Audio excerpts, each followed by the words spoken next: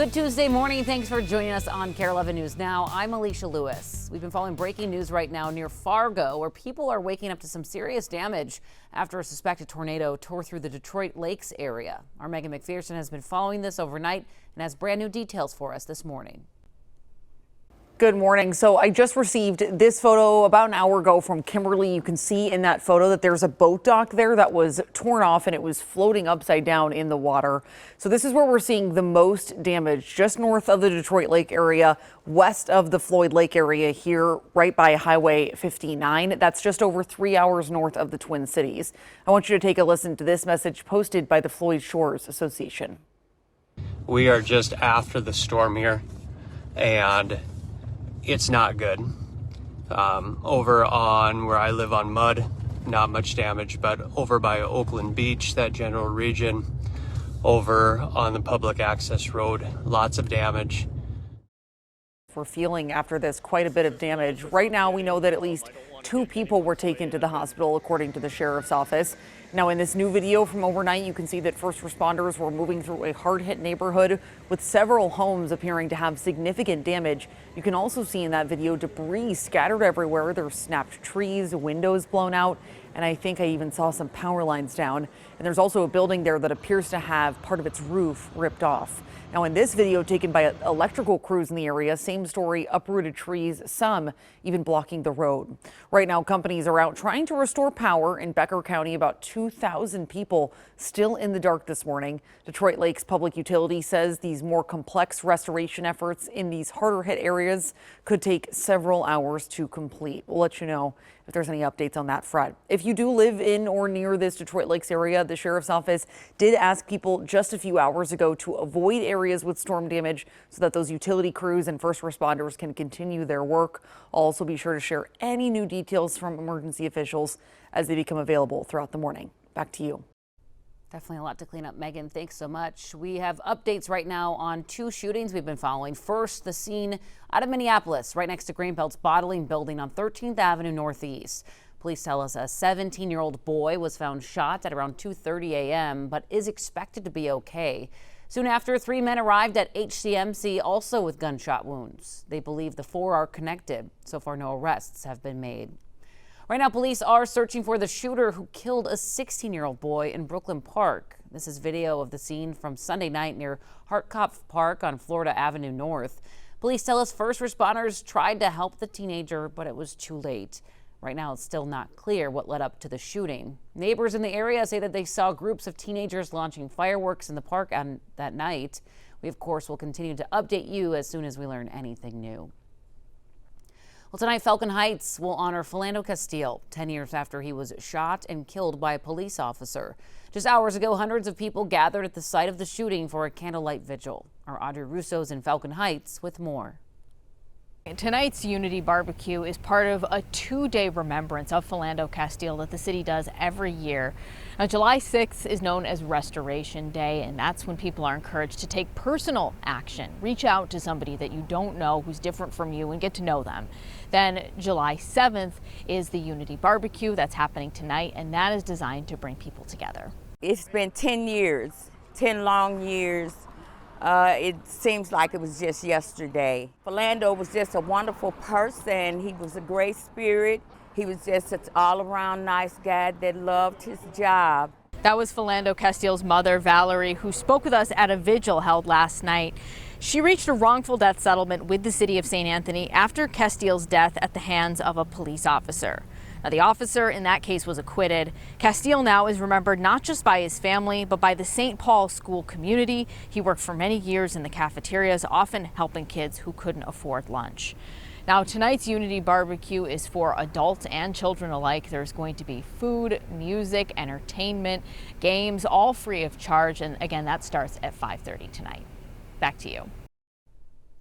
Audrey, thank you. Right now, a woman is waiting for sentencing after pleading guilty to threatening Minnesota House Speaker Lisa Demuth. 42-year-old Rachel Welsh admitted to leaving harassing phone messages with the Speaker's office almost daily. She also admitted to investigators that she attended campaign events and even made threats against the Speaker's life. In a statement, Demuth said she's grateful to law enforcement and the Washington County Attorney's Office, and threats against public officials need to be taken seriously. Welsh will be sentenced in September and will likely avoid jail time with her plea deal. Right now, President Trump is in Turkey for a high-stakes NATO summit. The president expected to meet with Ukrainian President Zelensky after calls with the Ukrainian leader and Russian President Putin. Alice Barr has details from Washington. Hi there. The NATO summit comes amid ongoing tensions with some of America's closest allies in Europe. Tensions they're looking to overcome as they push for more U.S. support for Ukraine. President Trump arriving in Turkey, greeted by the Turkish president for a critical NATO summit amid a renewed push to end Russia's war on Ukraine. Overnight, Ukraine released new video of drone attacks on military targets in Russia. After at least 22 Ukrainians were killed Monday in a wave of Russian strikes on Kyiv. President Trump is set to meet with Ukrainian President Zelensky at the summit, following calls with both Zelensky and Russian President Putin over the weekend, saying both want the war to end. We're going to be talking about it, and I think we're going to get it. I think we're going to get it ended. Russia has now launched 2 deadly bombardments in less than a week. The death toll chilling evidence of Ukraine's dwindling missile defenses, something they'll keep pushing NATO for this week. Zelensky has frequently pointed to delays in restocking military supplies. You see what does it mean when the packages come to Ukraine slowly. Part of the problem, the war with Iran has raised concerns American resources are strained, though the White House is adamant the military has what it needs.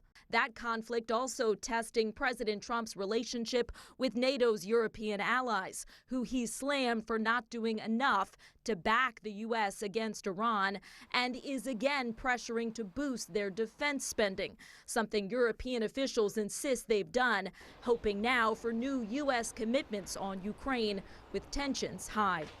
President Trump posted overnight that the American military has never been stronger, but that Congress must pass $350 billion in defense spending to keep it that way. In Washington, Alice Barr, NBC News. Developing this morning, accusations of fraud with a shocking twist. We're hearing from former patients of a woman who admitted to pretending to be an addiction counselor in North Dakota and in Minnesota. So last year, Christina Pryor pleaded guilty in North Dakota to theft by deception. Investigators say she used the names of real licensed therapists to get hired at agencies in Fargo and in Moorhead. She's now facing charges in Minnesota. Now, while some former patients feel betrayed, others say that Pryor saved their lives while they were in active addiction. What she's done for me, I can only speak on that. And that woman, whether she was a doctor or not, which I don't know, she saved my life. Now, 2 of the real licensed therapists whose identities Pryor used tell us they're concerned about the potential damage Pryor could have done while seeing patients in such a vulnerable state. Right now, Airline Health hospice nurses are heading back to work after holding a 1-day strike. The SEIU Healthcare Minnesota and Iowa Union has spent more than a year trying to reach an agreement on a first contract with Airline. This is video of the picket lines yesterday. Hospice nurses tell us that they're looking for better staffing and increase in pay, including overtime and holiday pay. One nurse said because she's salaried, she's often working 10 to 12-hour days, but getting paid for only 8. We are told repeatedly during negotiations that they're just not interested in our proposals, and we're not really getting any counter offers back. To me, that's not really negotiating in good faith. Airline says patient care is top priority, and they were prepared to provide safe care during today's strike. The 2 sides are set to be back at the bargaining table on July 23rd. Well, no rockets, red glare for some Minnesota cities on America's 250th birthday. Storms on Saturday forced some fireworks displays to be delayed, while others are being rescheduled. Our Kent Erdahl looked into how these decisions are made and who pays when things don't work out. Wet weather ruined some expensive fireworks shows in the Twin Cities this weekend. So who has to pick up the bill? I'm Kent Erdahl with Kare 11, and today I learned that the extra cost of removing, replacing, and rescheduling these fireworks shows in Prior Lake, Elk River, and Lakeville, just to name a few, well, that's the responsibility of RES Pyro, which handles almost all of the shows that happened this weekend. The CEO told me they took 90 weather-related calls in just 2 hours as severe weather ripped through on Saturday, and many of those shows did still happen, just with a delay.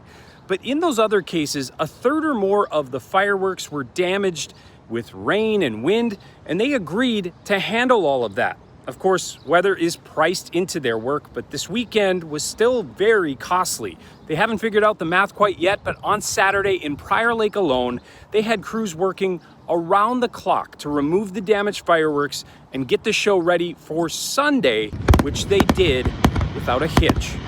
I'm Kent Erdahl. Follow for more news.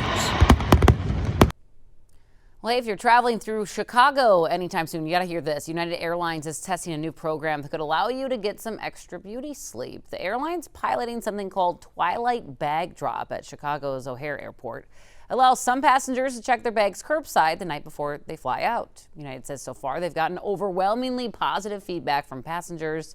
Right now, it's only for select flights that leave before 10 o'clock in the morning, but they do say there's potential to expand the program to other airports in the future. Well, stick with us. More news and weather coming up after the break.